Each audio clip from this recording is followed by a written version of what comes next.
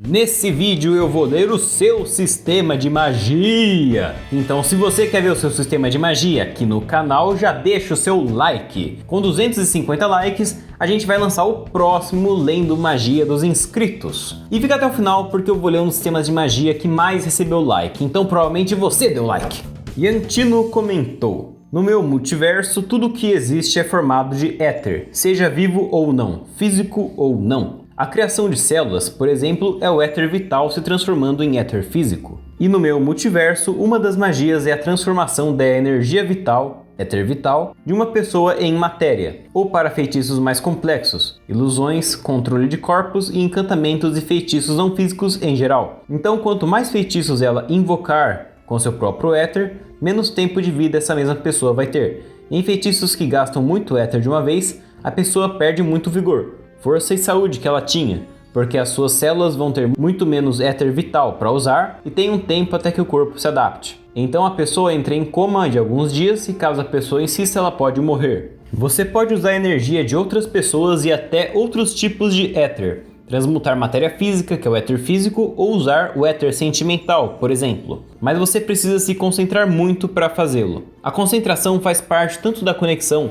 com outro corpo, quanto do feitiço. Conexão com materiais líquidos exige mais concentração do que com materiais sólidos, e gasosos mais do que líquidos. Ao absorver éter vital por longos períodos, o gasto aumenta exponencialmente e danifica o corpo, por ser uma alta carga que o sobrecarrega. Caso haja absorção de éter por várias vezes, o corpo começa a gastar mais éter exponencialmente por gerar um fluxo de éter que começa a ser pressionado pelo plano etéreo e diminuindo a sua capacidade. E o mesmo éter utilizado por alguém só poderá ser usado mais uma vez antes de se tornar o éter final, ou éter primordial estável. E para fazer qualquer feitiço, você precisa saber alguma composição dele, quer seja química, elemental, estrutural ou psíquica. Não saber a todas as composições do feitiço faz com que o que foi produzido seja menos preciso. O uso de éter pode ser refinado para que se use menos éter para fazer a mesma coisa, mas exige se conectar com a natureza, a entidade, o que é feito com anos de meditação e vivendo num ambiente completamente natural. Yantino, eu amei como você usa a temática do seu sistema de magia pro potencial total dela. No caso, temática de que tudo que existe é formado de éter. Então dá pra ver que no seu sistema de magia, como você transforma o éter vital em éter físico ou outros tipos de éter, e você consegue também fazer o processo reverso de transformar éter físico em outros tipos de éter e coisas assim, porque no fim tudo é a mesma coisa, tudo é éter. E isso tem bastante sentido, bastante lógica, e dá pra ver que permite o seu sistema de magia de ser capaz basicamente de qualquer coisa. Eu tô supondo que provavelmente dá pra você criar éter sentimental, éter vital, pra, por exemplo, curar alguém ou pra acalmar alguém, ou talvez até tirar éter sentimental de raiva de alguém pra essa pessoa ficar calma. Então o seu sistema de magia consegue abrandar muita coisa, consegue abrandar feitiços de bola de fogo, raio, esses negócios clássicos, o cara consegue talvez até montar uma casa usando a magia, consegue manipular pessoas, manipular a vida, talvez até criar necromancia e tudo mais, porque tudo no fim é éter. Então eu gostei muito mesmo disso daí, como você usou. E para contrabalancear essa possibilidade de fazer tudo, vem também os custos claros de você perder, danificar o seu corpo, ou ser muito sobrecarregado quando você pega outros éteres, e entre outras coisas. O que eu mais gostei foi de custo, foi o tempo que você precisaria passar estudando a composição do que você quer conjurar, porque isso cria uma imagem bem concreta do que os magos no seu mundo estudariam, porque as universidades de magos seriam basicamente universidades de magia misturado com algumas matérias comuns de universidades normais, de especialistas, só que focadas para um assunto específico, que esse mago vai querer estudar pra caramba para entender tudo, para conseguir criar um feitiço bem preciso porque ele quer. É interessante porque daí iria até ter faculdades, talvez universidades mágicas de nutrição para ele conseguir conjurar comida que não seja uma comida que do nada o cara vai comer e vai morrer porque é tóxica, porque o cara não sabe muito bem a composição química de uma carne saudável, por exemplo, ou de um pão gostosão, um sanduichão e essas coisas assim. E caramba, isso é muito interessante porque você precisa de muito tempo de estudo para saber disso. Tem essas limitações aí do éter da sua vida também, que é outro fator que vai diminuir os números de magos. E também em monastérios, talvez em monges que ficam aí meditando muito com a natureza e essas coisas assim, também dá para imaginar que seria basicamente esse tipo de universidade mágica com um assunto específico, mas essas coisas de meditação e de viver no meio do mato. Então dá pra ver que é realmente décadas de estudo e eu achei um sistema muito bem balanceado com um potencial infinito. Ainda mais que o éter aí, ele é finito, não que ele seja finito, mas ele vira aí o éter primordial estável que não dá para usar de novo. Então eu realmente gostei bastante do seu sistema de magia. E agora o sistema de magia do membro Eduardo Angélico. Para você que tá ouvindo ter a sua magia lida com prioridade aqui no canal, clica no botão Seja Membro aí embaixo e vira um membro do canal. Você ganha acesso exclusivo a vídeos com dicas secretas, vídeos antecipados e ajuda muito o nosso canal a continuar produzindo conteúdo gostoso de world building escrito RPG para você. Então clica no botão Seja Membro e confere lá as recompensas. Então o Eduardo comentou: esse é o meu sistema de magia, 12 elementos: fogo, água, terra, raio e vento, os 5 maiores. Planta, metal, psíquico, luz, trevas, espaço e tempo. Cada um, exceto tempo, possui derivações, desde outros estágios do elemento, como gelo e vapor para a água,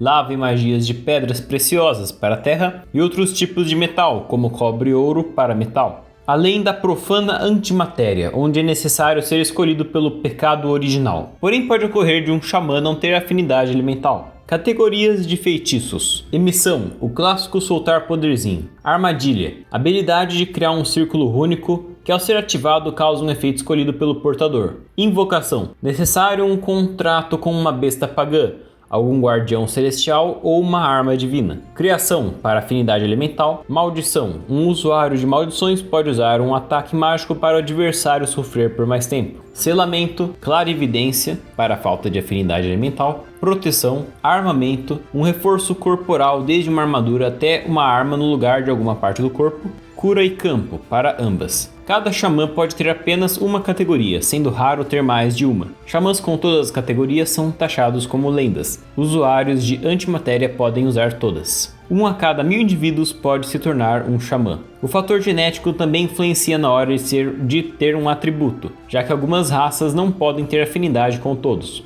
Por exemplo, Bajals podem ter apenas magias de água, Lycans possuem magias relacionadas onde a espécie vive, Elfos só têm afinidade aos elementos dos 8 trigamas, Anões só com magias relacionadas à terra e metal, Arpias possuem afinidade com vento e água, Titãs têm afinidade apenas com elementos físicos, ou seja, não podem usar magia de luz, Psíquico, trevas e espaço-tempo, sendo a segunda raça com mais afinidade. Os humanos, por conta de sua grande adaptabilidade, possuem afinidade com todos os 12 elementos. A única raça que não tem afinidade são os Berserkers, já que não possuem nenhuma mana. Porém, compensam com a Fúria Berserk, liberação de qualquer limitador físico, caracterizada pelo vapor soltado pelo Berserker. Possui 3 estágios: Aesir, Vanir e Jotun.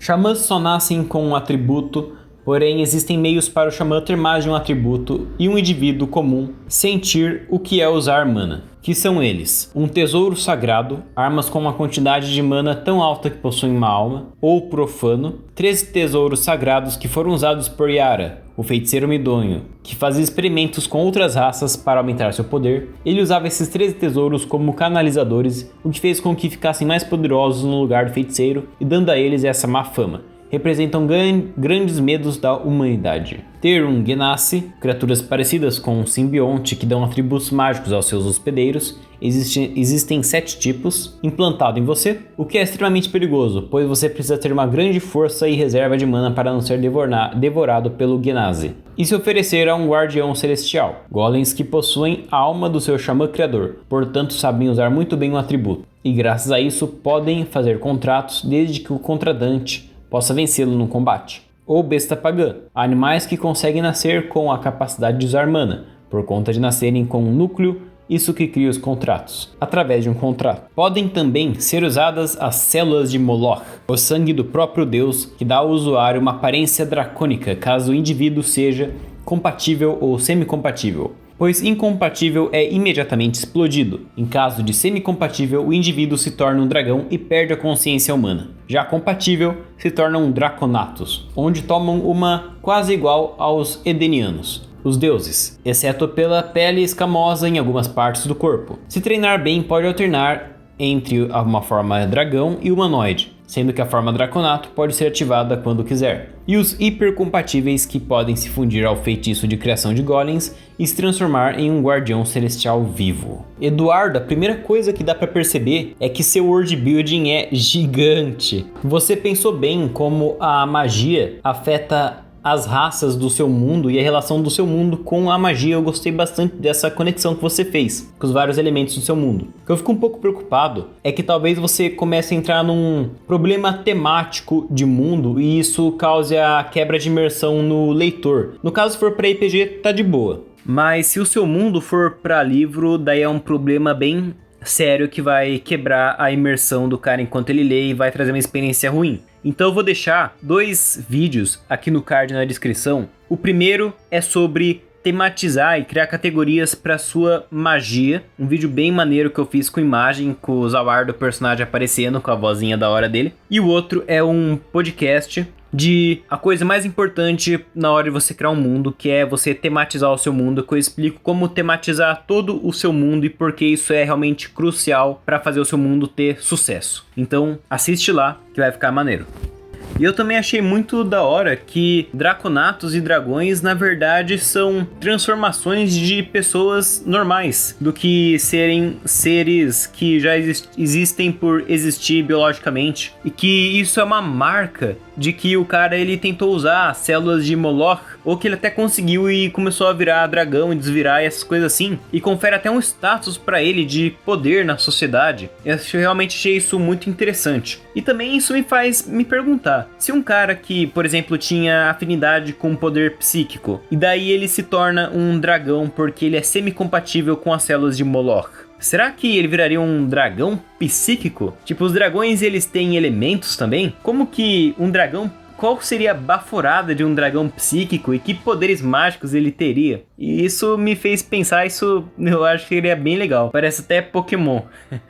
Licolemes comentou: meu sistema de magia tem várias divisões. Vamos começar. Feitiço. São divididos em encantamentos, maldições e selos. Encantamentos são o uso da magia em pessoas ou animais, sendo um exemplo de encantamento o feitiço Terzum, que faz com que a pessoa especificamente fique imobilizada. No caso, esse feitiço é um encantamento pelo uso específico em pessoas, incluindo um feitiço que transforma uma pessoa em uma espada, ou seja, um encantamento. Maldições são feitiços que geram efeitos negativos e que são mal vistos pela sociedade. Por exemplo, o feitiço Eshortrion faz com que algo apodreça. Em troca, o feitiço exige que o usuário tenha um fragmento da alma. Um fragmento de alma aparece em pessoas que já assassinaram outras. Quem mata carrega um pedaço da alma consigo. Selos. Os selos são distribuídos em todo o meu sistema de magia. Eles podem ser desde pronúncias até gestos e desenhos. Um exemplo é um selo escrito, um papel com símbolos que, quando rasgado ou queimado,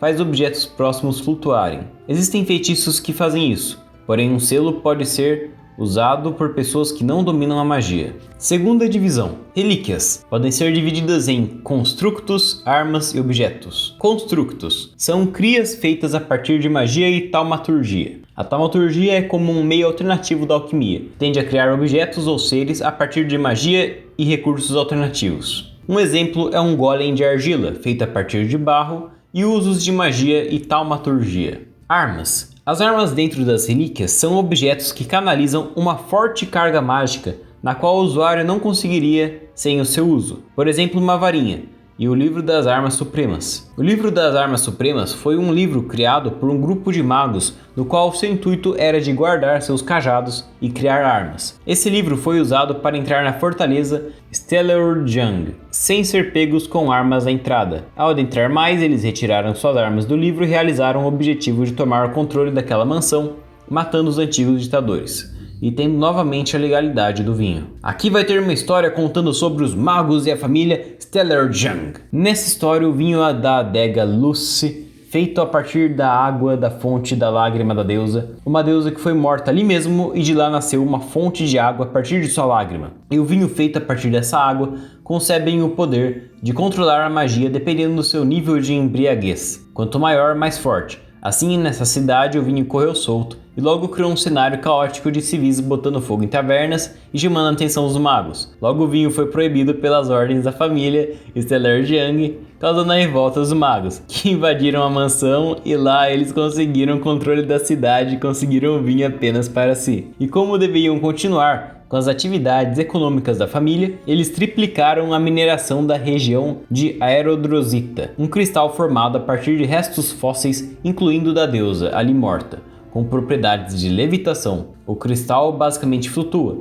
e com a mineração triplicada acabaram rompendo uma colunas que sustentava a cidade. Logo a cidade ergueu-se aos céus, gerando caos na cidade e inquietação dos moradores sobre a família Stellerjung, que era responsável pela mineração. Objetos. São objetos feitos com um uso específico sobre o uso da magia. Por exemplo, a pérola solar. A pérola solar é um objeto que consegue roubar o calor do sol em um instante em que o seu ritual é feito e derreter qualquer coisa. Terceira divisão. Magia dimensional. A magia dimensional é a presença de magia fora da dimensão onde reside meu mundo. Por exemplo, a magia infernal não está muito presente no mundo, apenas a dimensão infernal, que é diferente do inferno cristão. A dimensão infernal abriga uma potencial carga de magia caótica que tende a ser imprevisível e destrutiva. Algumas manifestações de magia infernal fora de sua dimensão são os Hakens, um ser elemental sem consciência feito da bruta magia infernal. E os Ashakens, seres que assumem uma forma física e têm uma consciência. Eles já são demônios e levam almas inocentes com suas atrocidades. Eles controlam a magia infernal pelos seus chifres, e alguns magos tendem a usá-los para conseguir controlar a magia infernal. Dentro da divisão magia dimensional, temos também o Bosque de Hillard, um bosque em uma planície. No centro do bosque é encontrada uma árvore toda retorcida e gigantesca. Ela emana de si uma pulsação que é sentida por pessoas em volta. Quando alguém se aproxima da árvore, ela pede um sacrifício e se a pessoa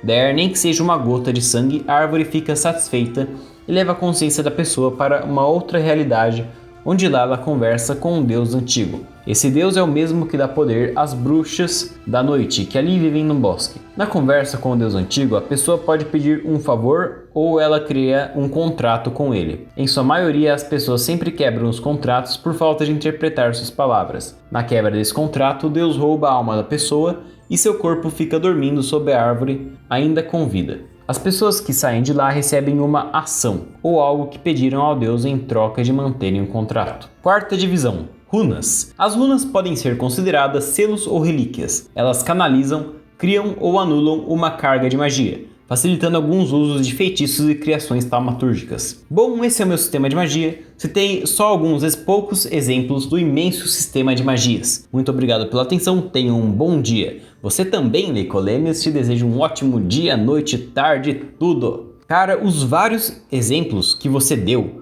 ficou muito fascinante descobrir esses itens e locais mágicos do seu mundo e ilustrou bem essas várias categorias de magia que você criou e como elas se aplicam. O seu sistema de magia, eu gostei bastante dessas categorias, que tudo tem tudo bem definido e dá pra ver que é um mundo realmente com bastante coisa mágica. E é um sistema de magia, até onde eu vi aqui, que ele parece bem duro, que você conhece o funcionamento da magia e as coisas mágicas que existem no mundo. Eu gostei bastante disso. Eu também pensei que venda de selos, cara, porque com certeza acho que teria algum mago empreendedor que criaria selos, talvez até contrataria outros magos para fazer selos em massa para ficar vendendo, inclusive para exércitos. Imagina um monte de soldado que pelo menos tem um selo de bola de fogo. Imagina o que isso ia causar. Ou um selo de soltar um raio. Isso poderia levar até a própria industrialização da magia, de tornar a magia barata e acessível às pessoas e criar indústrias